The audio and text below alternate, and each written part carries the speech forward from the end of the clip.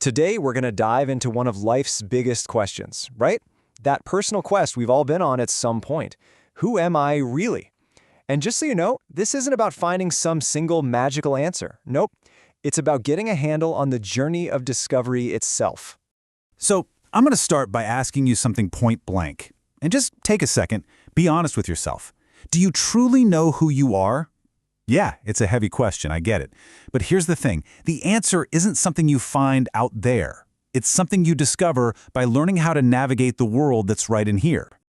All right, so let's talk about this journey. Look, this isn't just a you thing or a me thing.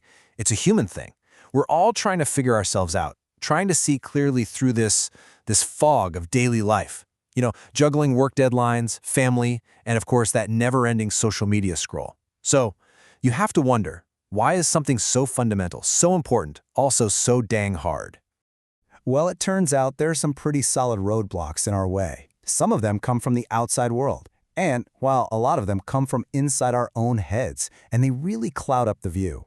And, yeah, that can make this whole journey feel super intimidating. So let's actually break down what these barriers are. First up, there's just the noise, the external noise. I mean, think about it for a sec. The constant ping, ping, ping from your phone. The pressure you feel from society, whether it's subtle or not so subtle. The news cycle that never, ever sleeps. It's this nonstop wall of sound, and it's so easy for that quiet little voice inside you to get completely drowned out. And then there's the stuff going on inside, our internal biases. You know what I'm talking about. It's those stories we tell ourselves, those limiting beliefs we've been carrying around for who knows how long. It's that little voice in your head that whispers, "Oh, I'm not the creative type," or "Nope, no way, I'm smart enough for that." It's like we're looking at ourselves through a funhouse mirror, you know? It gives us this totally warped picture of who we really are. And last, but definitely not least, there's a really basic but super powerful one, fear. Just plain old fear. Fear of what we might actually find if we, look too closely. What if we dig deep and find stuff we don't like? That fear of the unknown, man, it can totally freeze you in your tracks. It can stop you before you even begin. Okay, so that's the problem. But here's the cool part. This is the turning point. Getting past these barriers, it isn't about gritting your teeth and just fighting harder. It's not a brute force thing. Instead, it's about shifting your mindset. It's about finding a totally new way to relate to your own inner world. So let's get into the core of this gateway. So, what is this new approach? It all comes down to one thing, mindful observation. It sounds a little fancy, but it's actually pretty simple, though not always easy. It's the practice of just watching your thoughts and feelings as they pop up. But here's the key, and this is so important. You do it without judging them. You're not trying to fix them or push them away. You're just noticing. Okay, so mindful observation sounds great, right? But how do we actually do it? How do we make this more than just a cool concept? Well, we can actually break it down. We're going to walk through 4 clear, practical steps that help you get there. So here's the roadmap. First, we observe without judgment. Once we get the hang of that, we can start to question our assumptions. That clarity helps us connect with our core values, what really matters to us. And from there, we learn to act with intention. It's a pretty powerful progression. Let's dig into each one. All right, step 1, observe without judgment. I love this quote. The first step is not to change, but to see. That's exactly it. Your job here isn't to fix anything. It's to become a curious bystander to your own mind. You just notice. Oh, there's some anger. Hey, there's some joy. You see these thoughts come and go without that knee-jerk reaction to squash them or analyze them to death. You just see. Okay, on to step 2, question your assumptions. See, once you can observe your thoughts without getting all tangled up in them, you can start to poke at them a little. Gently, though.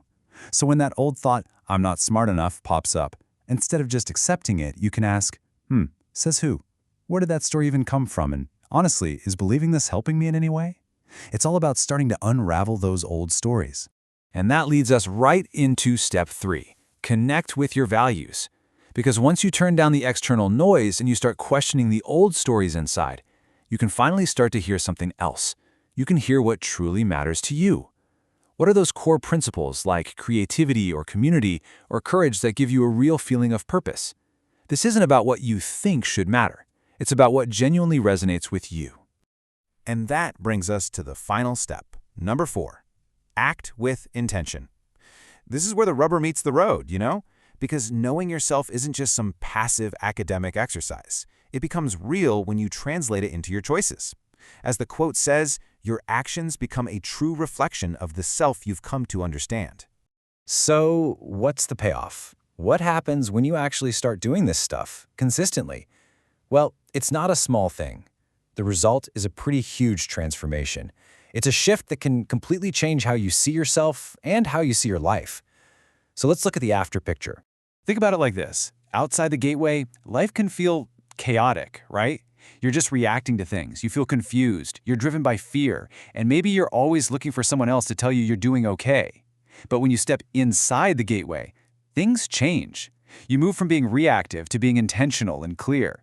You go from being driven by fear to being guided by purpose. And you start finding that strength from within. You know, this whole idea isn't some brand new fad. It's an ancient truth. For literally centuries, wise people have been saying this. Knowing yourself is the beginning of all wisdom. And it's so true. It's the bedrock. It's the foundation you have to build on if you want to create a really meaningful life. So, we've walked through this gateway together. We've explored the path. But listen, this isn't the end, not even close. Think of this as the starting line. The real journey, your journey, starts right now. It starts with the very next choice you make, the next door you decide to open. So the only question left for you is, where does your next door lead?